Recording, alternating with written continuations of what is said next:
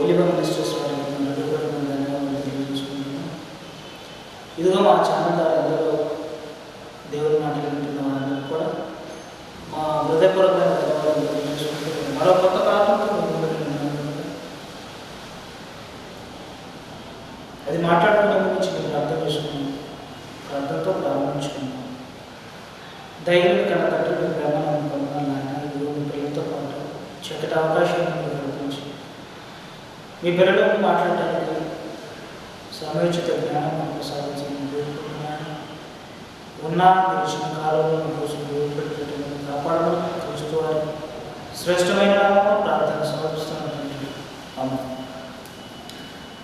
దేవుని పిల్లల ఈరోజు మన పాట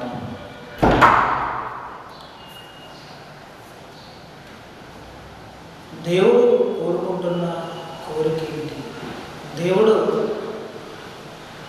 ఆలోచిస్తున్న ఆలోచన ఏంటి మనిషి పట్ల అనేది బైబిల్లో నిక్షిప్తమైందన్న సంగతి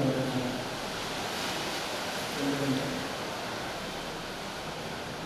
బైబిల్లో రాయబడిన ప్రతి మాట కూడా దేవుడి యొక్క ఆలోచన.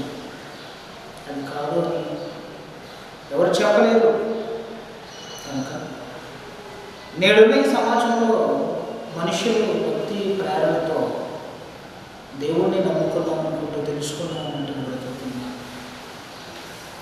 కనుక వారు ఎలాంటి ఆలోచనలతో ఉన్నారో, ఎలాంటి పద్ధతులను వాళ్ళు పఠిస్తున్నారు అనేది బిబ్లికల్గా మనం ఆలోచించాలి అనేటువంటి ప్రోగ్రామ్స్ అన్ని కూడా ముందుకు తీసుకురావడం జరుగుతుంది. కనుక ప్రేమైన పిల్లలందరికీ కూడా దేవుడు చెబుతున్న మాటల పట్ల ఆసక్తి కలిగిన వారు ఉండాలని ఆశిస్తూ ఒక మంచి పాఠంతో ముందుకు ఈరోజు రావడం జరిగింది. ఏంటి అంటే దేవునికి ఎలాంటి వారు కావాలి, దేవుడు ఎలాంటి వారిని ఆశించబోతున్నాడు, ఎలాంటి వారిపై ఆయన ఆశలు పెంచుకుంటున్నాడు అనే విషయాలను ఈరోజు బైబిల్ నుండి మనం కొన్ని చూడాలి అని నేను మీతో మనం చేసుకుంటున్నాను.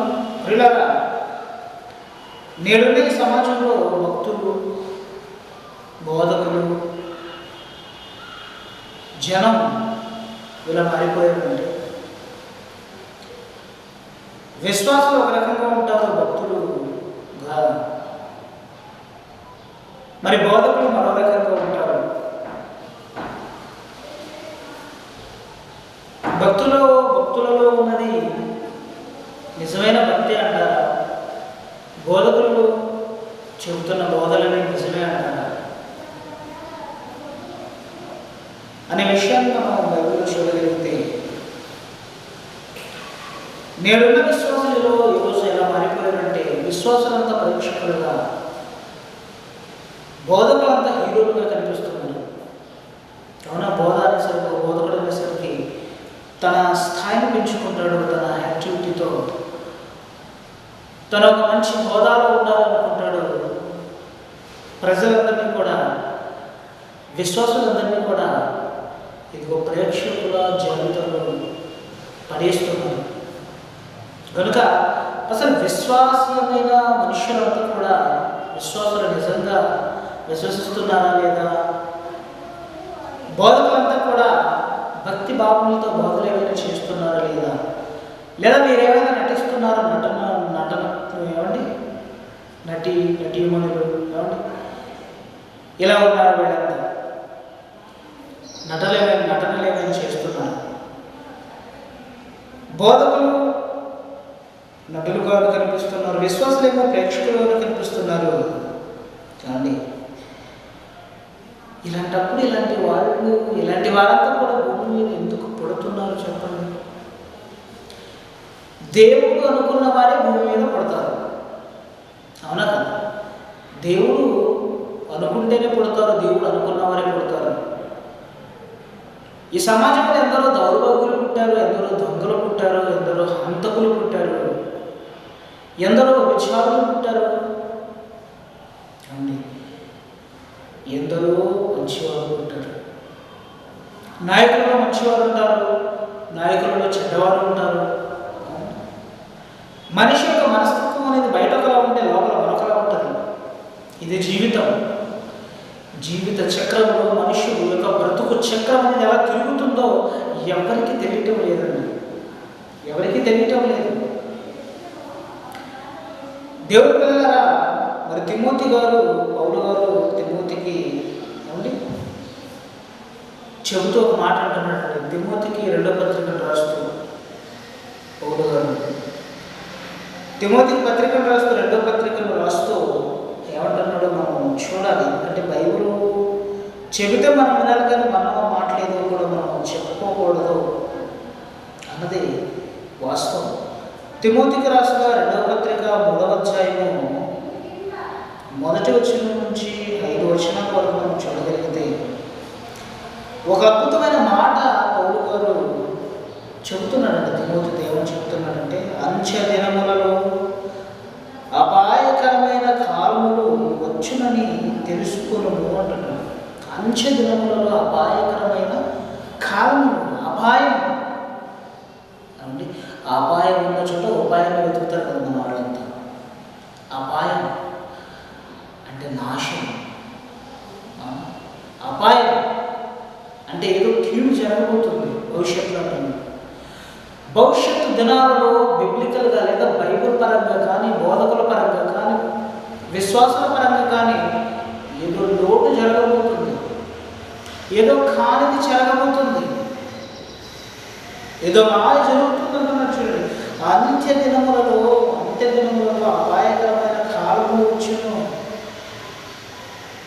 కాలం చదువుతాడు, కాలం చాలా మంచిది, కానీ కాలాన్ని అనుభవిస్తున్న మనుషులు ఉన్నారు. వాళ్ళే ఆ జనమే మాయవాడు, ఆ జనమే మోసగాడు, ఆ జనమే అంతకుడు, ఆ జనమే నాయకుడు.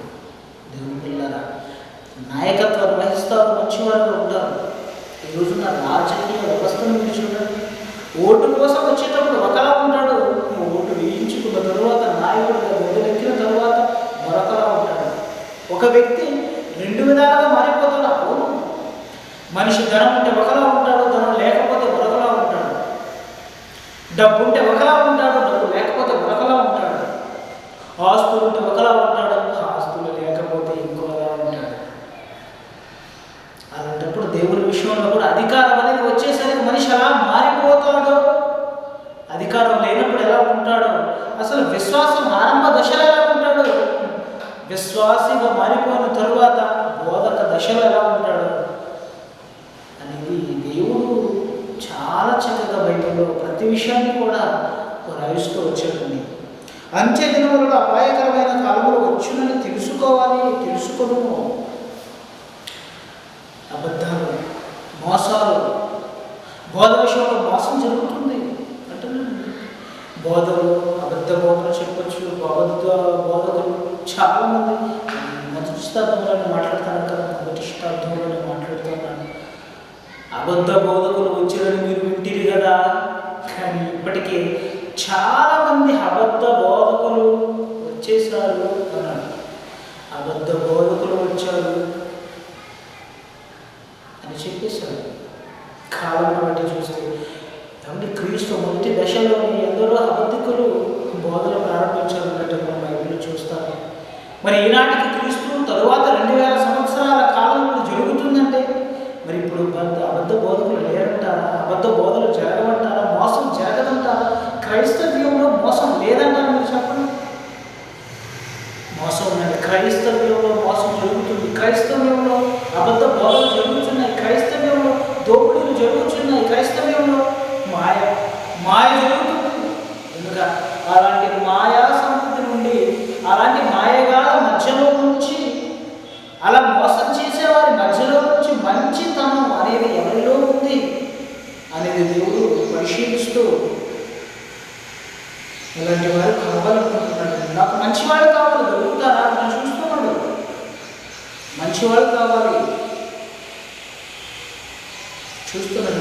మనసు చాలా బాధపడిపోతుంది, చాలా బాధపడిపోతుంది. కనుక కంటిన్యూ చేద్దాము. అంత్య దినములలో అపాయకరమైన కాలంలో వచ్చిందని తెలుసుకున్నాము. మోసం జరిగిపోయే దినాలు మనుషులకి సంప్రాప్తమవుతాయి. కనుక చాలా జాగ్రత్తగా ఉండండి మీరు బోధ విషయాల్లో అని అంటూ, ఏలనగా మనుషులు స్వార్థ ప్రియులు అంటే మనుషుల్లోకి ఏమొచ్చేసిందో తెలుసా? స్వార్థం వచ్చేసింది. మనుషులు స్వార్థ ప్రియులు అంటే మనుషులు స్వార్థాన్ని ప్రేమించేవాళ్ళు. స్వార్థం మనుషుల్లో చోటు చేసుకుంది. స్వార్థమే మనిషిలో ఉంటే దైవ భక్తి మనిషిలో ఉంటారంటారా? విశ్వాసిగా మనిషి బ్రతకగలడంటారా? దేవుడిని ప్రేమించగలడంటారా? చెప్పండి. లేదు పిల్లలు, మనిషిలో స్వార్థం అనేది చోటు చేసుకుంది కనుక ధనాపేక్షకు అంటున్నాడు. ఎప్పుడైతే మనిషిలో స్వార్థం చోటు చేసుకుందో మనుషులు ధనాపేక్షలో మారిపోతారు. ధనం ధనం ధనం కావాలి. ఈరోజు ఈ సమాజాన్ని పరిపాలిస్తున్న ఈ రాజకీయ వ్యవస్థ, ఈ రాజకీయ హక్కులను మీరు చూస్తుంటే దేవుడి పిల్లల, ఈ రాజకీయ వెనకాతల నాయకులు రాజకీయం చేసే ఈ పరిధిలో రాజకీయ నాయకుల వెనకాతల ఉన్న ఆంతర్యం ఏంటంటే దోపిడీ. ఎందుకంటే రాజకీయంలో వచ్చినంత డబ్బు ఇందులో రాదు. 5 ఏళ్ళు 5 సంవత్సరాలు రాజకీయ ప్రభావంతో కోట్లు సంపాదించేస్తాడండి. మనిషి కోట్ల రూపాయలు సంపాదిస్తాడు. ఎందుకు? ధనాపేక్ష, ధనం కావాలి. ధనమే దేవుడు అన్నట్టుగా మనిషి మారిపోయాడు. ఇక దేవుడు ఎక్కడున్నాడండి? ఎక్కడ ఎక్కడ కనిపిస్తున్నాడు చెప్పండి? ఈరోజు ప్రపంచాన్ని మనం పరిశీలిస్తుంటే, ప్రపంచాన్ని మనం చూస్తుంటే దేవుడి మీద ప్రేమ, దేవుడి మీద భక్తి సన్నగిలిపోతుంది. దేవుడు అంటే భయం లేకుండా, దేవుడు అంటే ప్రేమ లేకుండా, దేవుడు మనసంటే ఆలోచించిన వారు జనమంతా మారిపోతుంది. కాబట్టి అప్పుడు ఎవరండి అసలు మంచివారు కనిపిస్తారు చెప్పండి? దేవుడు వెతికే పరిస్థితి వచ్చిందండి. దేవుడు వెతికే పరిస్థితి వచ్చింది.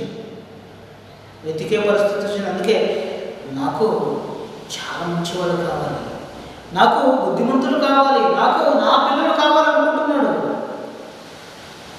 మనుషులు ఎలా మారిపోయారు? స్వార్థప్రియులు, ధనాపేక్షలు, బెంకములు ఆడువారు, అలా అహంకారులు, దూషకులు, దూషించేస్తారు. తల్లిదండ్రులకు అవిధేయులు. విధేయత చూపించేవాళ్ళు కాదండి. మనం అనుకుంటున్నాము మనకు ఈ రోజున తల్లిదండ్రులను చూసి ఆ పిల్లలు తల్లిదండ్రులను చూడకపోతే ఏంట్రా తల్లిదండ్రులకు అవిధేయులుగా మారిపోయారు అని మనం అనటం అనేది జరుగుతుంది, చూడటం అనేది జరుగుతుంది. ఒక విషయం చెప్పాలంటే భూమి మీద తల్లిదండ్రులకు అవిధేయులుగా మారడం కాదండి. పరలోకంలో ఉన్న తండ్రికి జనమంతా కూడా అవిధేయతను చూపిస్తుంది. విధేయత లేదు, మంచితనం లేదు, ప్రేమ లేదు. మారిపోయాడు, చాలా మారిపోయాడు. ఎలా మారిపోయారు తెలుసు? స్వార్థం, ధనాపేక్ష, బెంగములాడుట, అహంకారం వచ్చేసింది. అహంకారం అంటున్నాడు. అహంకారం వచ్చింది మనిషికి. ఏంటి అహంకారం? డబ్బు వస్తే మనిషికి అహంకారం వచ్చేస్తుంది అంటున్నారు. డబ్బు లేకపోయినా రాగలరు. డబ్బు వెనకాతల ఉన్న శక్తి దుష్ట శక్తి. అహంకారం వెనకాతల ఉన్నది దుష్ట శక్తి. దుష్ట శక్తి ప్రభావం మనిషి మీద పడింది కనుక దేవుడు మర్చిపోయింది. ఎవరినైనా మీరు చూడండి, మనుషుల్ని నా దేవుడు అంటే ఇచ్చండి, దేవుడు అంటే ప్రేమ, దేవుడి కోసం బ్రతుకుతానండి, దేవుడి కోసం చచ్చిపోతానండి అనే వాళ్ళు చూస్తారు. ఎవరు కనిపించరండి. మనిషి చేసే ప్రతి పనిలో డబ్బులు వెతుక్కుంటున్నాడు. డబ్బులు సంపాదిస్తున్న ప్రతి మనిషి కూడా ఆనందాన్ని వెతుక్కుంటున్నాడు. డబ్బుతో ఆనందాన్ని కొనాలనుకుంటున్నాడు. డబ్బుతో ఆనందాన్ని సాధించాలనుకుంటున్నాడు. ఆనందంతో సుఖంగా బ్రతకాలనుకుంటున్నాడు. ఇలాంటి ఛానికి దేవుడు అర్థమయ్యాడా లేదా? అర్థమైనట్టుగా నటిస్తుంది ఈ సమాజం. అహంకారులు, దూషకులు, తల్లిదండ్రులకు అవిధేయులు, కృతజ్ఞత లేని వారు మారిపోయారు. ఇంకొకరు ఏంటంటే అపవిత్రులు, పవిత్రులు కాదు, దొంగ జనం, మోసం చేయు ప్రజలు, దుష్ట జనం, గర్వాంతులు. ఏంటండి అహంకారులు? అహంకారులు, అపవిత్రులు, మరో మాట అనురాగరహితులు, అతి ద్వేషులు, అపవాదకులు, అజితేంద్రియులు, క్రూరులు అంటున్నాడు. ఈ జనం ఎలా మారిపోయారు? క్రూరులు. క్రూరత్వాన్ని ధరించుకుంది. ఒక ఆడపిల్ల కనిపించగానే రాజధాని నడుబొడ్డున ఢిల్లీలో జరిగిన సంఘటన మీకు తెలుసు, హైదరాబాద్లో జరిగిన సంఘటన మీకు తెలుసు. ఆడపిల్లను చూడగానే కసితో క్రూరంగా చంపేస్తున్నారు, దోడును ఎగబడుతున్నారు, నలిపేస్తున్నారు. చెట్టుకున్న పువ్వును ఎలా చేతితో నొక్కేసి నలిపేస్తారు, ఈ రోజున్న సమాజంలో ఆడపిల్లల బ్రతుకులను కూడా నలిపేస్తున్నారు. ఈ జనాన్ని మీరు చూడండి, ఈ మగవారిని మీరు చూడండి. వీళ్ళందరినీ చూస్తుంటే ఏమనిపిస్తుంది? క్రూరత్వం మనుషులు చోటు చేస్తూ ఉంటుంది. ఎందుకు ఆడపిల్లను తల్లిగా చూడటం లేదు నువ్వు? ఎందుకు ఆడపిల్లను ఒక చెల్లిగా చూడటం లేదు నువ్వు? నీ భార్య అలాగంటే నువ్వు తట్టుకోలేవే, నీ పిల్లలతో అలాగంటే నువ్వు తట్టుకోలేవే, నీ భార్య ఏమైనంటే, నీ పిల్లల్ని ఏమైనంటే, నీ అమ్మని ఏమైనంటే తట్టుకోలేనప్పుడు పరాయి స్త్రీని అది ఆ చూపుతో, మరో చూపుతో అది యేసుప్రభులో మాట్లాడారు, అది యేసుక్రీస్తులో మాట్లాడుతూ చెబుతున్నాడు. ఒక స్త్రీని మోహపు చూపుతో చూచి ప్రతివాడు అది చాలా భయంకరమైనది. మోహపు చూపుతో చూచి ప్రతివాడు అప్పుడే ఆ స్త్రీతో వ్యభిచరించిన వాడు. ఎందుకన్నాడు అనుకుంటున్నారు ఆ మాట? ఏమండి, ఒక అమ్మాయి, ఒక మనిషి, క్రూర మృగంగా మారిన ఒక మనిషి ఒక అమ్మాయిని చచ్చడానికి బయలుదేరుతున్నాడంటే వాడిలో ఆరంభమైంది క్రూరత్వం. దాన్ని పసిగట్టిందా ఈ సమాజం? చెప్పండి. దాన్ని పసిగట్టిందా ఈ చట్టం? చెప్పండి. దాన్ని పసిగట్టిందా ఈ పోలీసు వ్యవస్థ? మీరు చెప్పండి. నేరం జరిగిన తర్వాత నేరం జరిగిందని జైల్లో పెట్టి శిక్షలు వేస్తుంది ప్రజాప్రభుత్వం, ఈ పోలీసు వ్యవస్థ. నేరం జరగక ముందు ఆ మనసులోని ఆలోచన ఎలా మొదలయ్యిందో పసిగట్టాడండి క్రీస్తు. ఒక అమ్మాయిని మోహపు చూపుతో చూచి ప్రతి వాడు అప్పుడే స్త్రీతో విచరించేవాడు. ఒక అమ్మాయిని ఢిల్లీలో తీసుకెళ్లి రేప్ చేసి చంపేయడానికి కారణం జరిగింది మొదట మోహపు దుర్మార్గపు ఆలోచన మెదడులో ఆరంభమైంది. అవునా? హైదరాబాద్లో జరిగిన ఆదాడికి అది కూడా మెదడులోని ఆరంభ దశను చోటు చేసుకుని క్రూరత్వం. ఎప్పుడైతే ఒకడిలో క్రూరత్వం ఆలోచన మొదలయ్యిందో, క్రూరంగా ఆలోచించడం మొదలు పెట్టాడో కసితో, అప్పుడే నేను అనుభవించడానికి బయలుదేరుతాడు. దేవుని పిల్లలారా, అదే చెప్తున్నాడు. అపవాదకులు, అజితేంద్రియులు, క్రూరులు, సజ్జన దోషులు, ద్రోహులు అంటున్నాడు. వీళ్ళని ద్రోహులు, మూర్ఖులని ఇలాంటి వాళ్ళంతా ఈ జనంతా మూర్ఖ జనం. ఈ ఇంట్లో ఏం చేస్తామో చెప్పు. బయట తిరిగి ఆడపిల్ల ఇంట్లో ఉంది కదా, గుర్తు రాలేదా నీకు? అర్థం కావడం లేదా నీకు? మెదడు పని చేయటం లేదా నీకు? ఆడపిల్లని చూస్తే ఎందుకంటే అలా అక్కసు, ఎందుకంటే అంత భయంకరంగా మారిపోతున్నారు మీరు? ఆలోచించండి. ద్రోహులు, మూర్ఖులు, గర్వాంతులు, నన్నెవడేం చేయగలలేని ఇలాంటి వాళ్ళు దేవుడి మాట వింటారంటారా? దేవుడు చెప్పింది చేస్తారంటారా? దేవుడి కోసం బ్రతుకుతారంటారా? దేవుడి కోసం ప్రాణం పెడతారంటారా? మీరు చెప్పండి. ఇలాంటి వాళ్ళంతా ఏం ఆలోచిస్తారో తెలుసా? ఇలాంటి వాళ్ళంతా ఏమనుకుంటారో తెలుసా? వీళ్ళందరూ దేవుని కంటే సుఖానుభావం ఎక్కువగా ప్రేమించేవారు. దేవుడి ప్రేమ వీరు చెప్పేవారు కాదు. దేవుడి ఆలోచన వీరికి అవసరం లేదు. దేవుని కంటే సుఖాన్ని కావాలనుకుంటారు. దేవుడు గొప్పవాడా? సుఖం గొప్పదా? బ్రతుకునిచ్చే తండ్రి గొప్పవాడా? బ్రతుకులో నువ్వు ఈ సుఖం గొప్పది? చెప్పండి. దేవుని పిల్లలారా, దేవుని కంటే సుఖానుభావం ఎక్కువగా ప్రేమించుచు వచ్చింది చూడండి.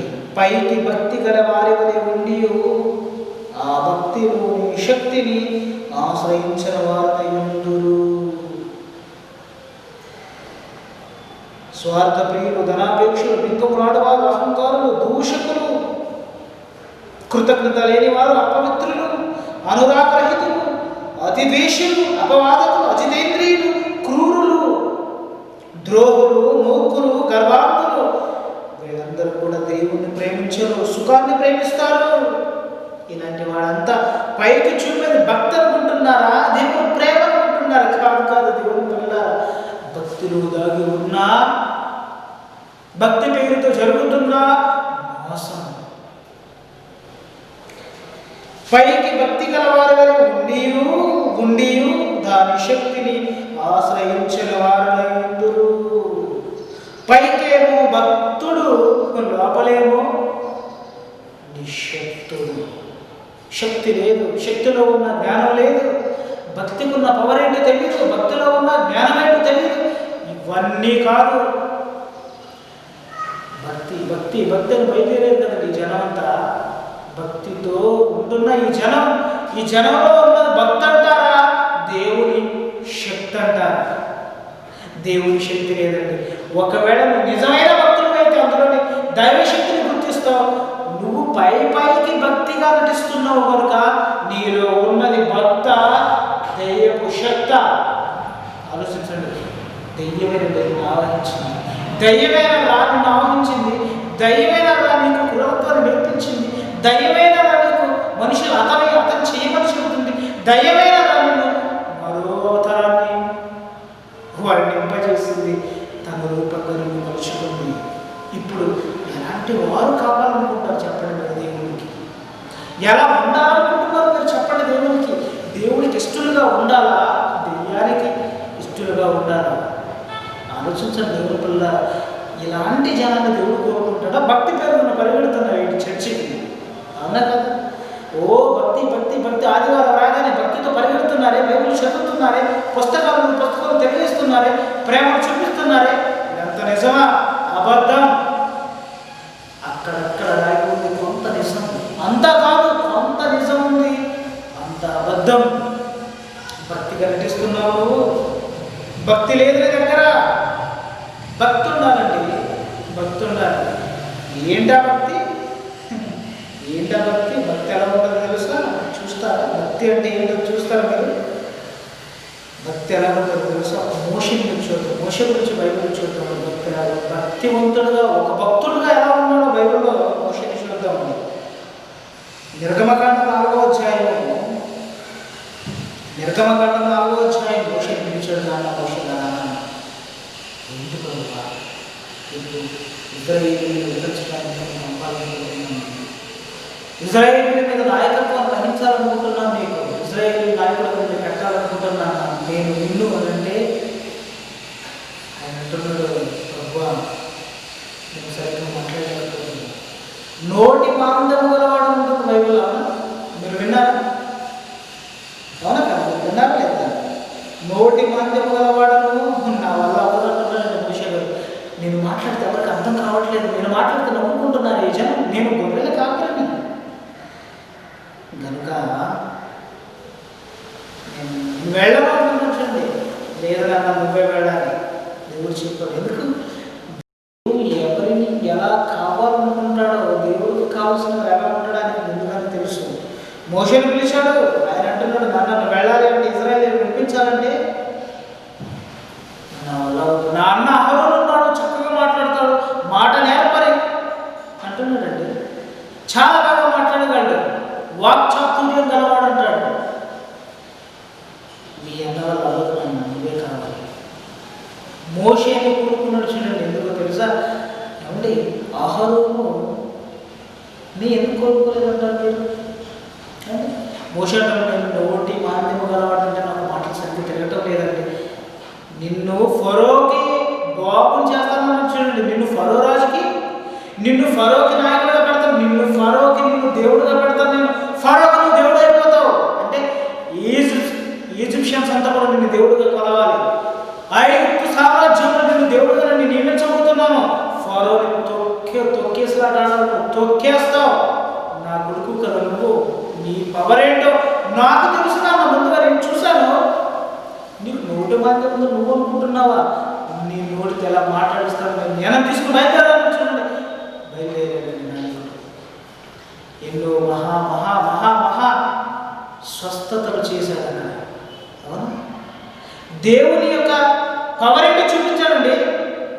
సముద్రాన్ని రక్తంగా మార్చాడు, తనకిచ్చిన కర్రతో పాములు చేశాడు, ఐగుప్తుల్ని భయపడేటట్టు చేశాడు. మోషేనండి. అలాంటి వారు కావాలనుకుంటున్నారు మీరు? అయితే దేవుడి కోసం బ్రతకండి. ఒక మోషేనే కావాలనుకుంటున్నాడు నిన్ను. అవునా? ఒక దావీదును కావాలనుకుంటున్నాడు నిన్ను. మోషే గారికి దేవుడు అంటే పిచ్చి అండి. మోషే గారికి దేవుడు అంటే పిచ్చి. అవునా? దావీదు గారికి దేవుడు అంటే పిచ్చి. దేవునికి కావలసిన వారు ఒక మోషే లాంటి వారు, దేవునికి కావలసిన వారు ఒక దావీదు లాంటి వారు, దేవునికి కావలసిన వారు ఒక యేసుక్రీస్తు లాంటి వారు, దేవునికి కావలసిన వారు, ఒక పౌలు లాంటి వారు. అవునా? ఒక పౌలులా, ఒక యేసుక్రీస్తులా, ఒక దావీదులా, ఒక మోషేలా, ఒక స్టెఫెన్లా నువ్వు మారిపోతే, ఒక పేతురులా నువ్వు మారిపోతే దేవునికి ఇష్టడవే. అలాంటి వారే దేవునికి కావాలి. దౌర్భాగ్యులు కాదు, అహంకారులు కాదు, దూషకులు కాదు, మోసం చేసేవాళ్ళు కాదు, మంచివారు కావాలి.